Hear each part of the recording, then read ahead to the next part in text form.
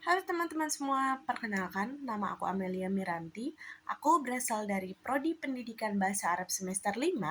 Di sini tujuan aku membuat video ini adalah untuk memenuhi tugas ujian akhir semester pendalaman bahasa Arab, membuat video rangkuman pembelajaran tentang salah satu materi di pendalaman bahasa Arab. Nah, kali ini aku itu membawakan materi tentang pembelajaran bahasa Arab di Madrasah Aliyah kelas 12.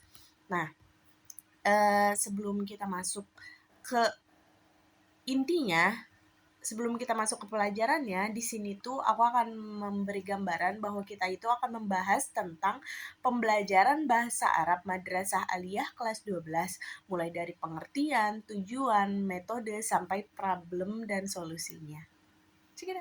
Nah, kita masuk ke pembahasan pertama, yaitu tentang pengertian pembelajaran bahasa Arab. Jadi, pembelajaran sendiri itu adalah proses interaksi antara guru dan siswa dalam lingkungan sekolah yang dirancang secara sistematis untuk mencapai tujuan tertentu. Artinya, belajar itu bukan hanya guru menyampaikan materi, tapi juga membimbing dan membuat siswa aktif belajar. Nah, sedangkan pembelajaran bahasa Arab itu adalah proses mengerjakan bahasa Arab agar siswa mampu memahami. Sedangkan pembelajaran bahasa Arab adalah proses mengajarkan bahasa Arab agar siswa mampu memahami dan menggunakan bahasa Arab baik secara lisan maupun tulisan. Nah, dalam pembelajaran bahasa Arab itu terdapat 4 keterampilan utama atau kita menyebutnya dengan maharoh. Yang pertama itu ada istima atau menyimak atau mendengar. Nah, yang kedua itu ada kalam, itu berbicara. Terus yang ketiga ada kiroah, itu membaca. Dan yang terakhir itu ada kitabah, yaitu menulis. Nah, keempatnya ini tuh harus diajarkan secara seimbang, kayak menyimak dan membaca, itu biar kita bisa memahami bahasa. Nah, sedangkan dengan kita belajar berbicara dan menulis, itu kita bisa menggunakan bahasa. Tujuan akhirnya, siswa bisa memahami sumber Islam dan berkomunikasi sederhana dalam bahasa Arab. Nah, terus selanjutnya itu tentang tujuan pembelajaran bahasa Arab kelas 12. Nah, karena kelas 12 ini adalah kelas akhir, maka fokusnya itu bukan lagi ke dasar, tapi ke penguatan dan penerapannya. Tujuannya itu, tujuan utama dari pembelajaran bahasa Arab di kelas 12 ini, yang pertama itu memahami teks Arab sederhana sampai menengah. Itu bisa menangkap ide pokok dan pesan dalam bacaan atau dialog. Nah, yang kedua itu mampu berkomunikasi sederhana, baik lisan maupun tulisan. Nah, yang ketiga itu memahami nahu dan sorof secara fungsional, bukan cuma teori, tapi bisa dipakai. Terus yang keempat itu menumbuhkan sikap positif terhadap bahasa Arab, sadar pentingnya bahasa Arab sebagai bahasa agama dan ilmu. Nah, jadi kayak mereka tuh nggak hanya tahu, tapi juga mereka bisa memakai bahasa Arab itu sendiri.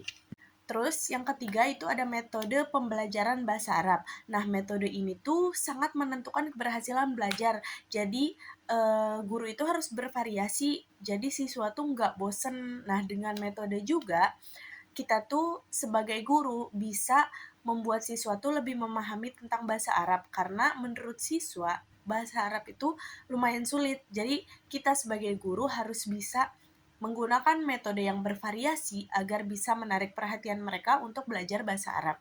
Nah, ini ada beberapa metode yang bisa digunakan. Itu yang pertama ada metode komunikatif.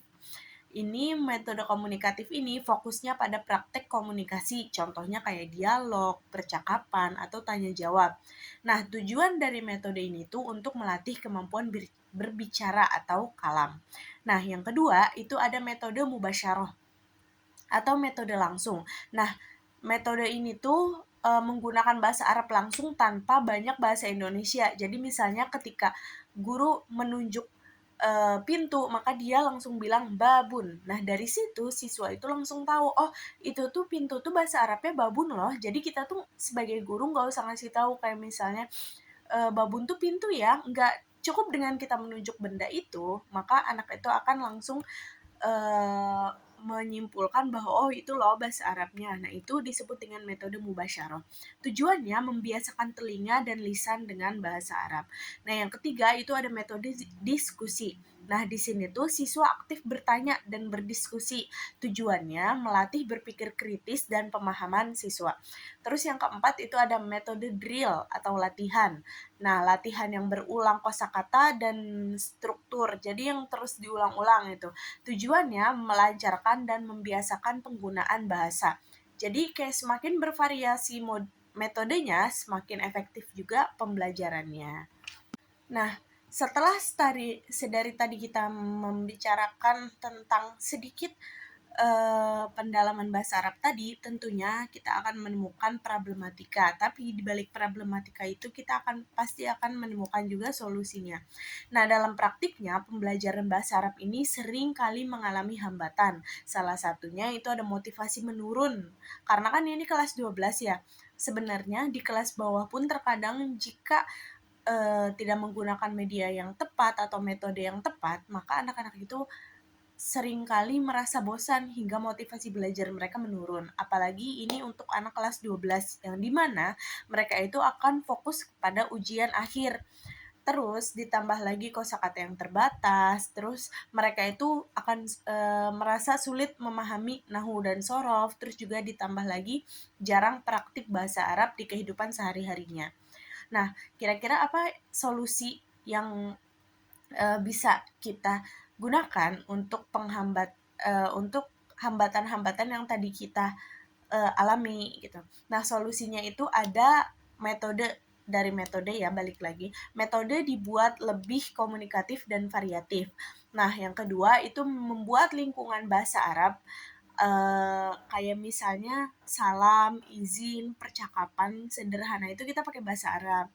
Nah, yang terakhir itu memberi motivasi sesuai kondisi psikologis siswa kelas akhir. Balik lagi, kita harus sering-sering memberikan motivasi.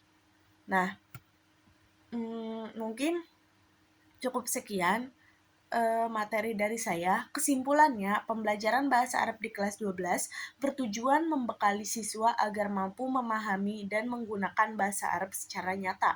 Keberhasilan pembelajaran dipengaruhi oleh metode yang tepat, lingkungan bahasa, motivasi siswa. Jika itu terpenuhi, maka bahasa Arab tidak hanya dipahami, tapi juga digunakan. Mungkin cukup sekian dari saya, kurang lebihnya mohon maaf. Wassalamualaikum warahmatullahi wabarakatuh. Dadah.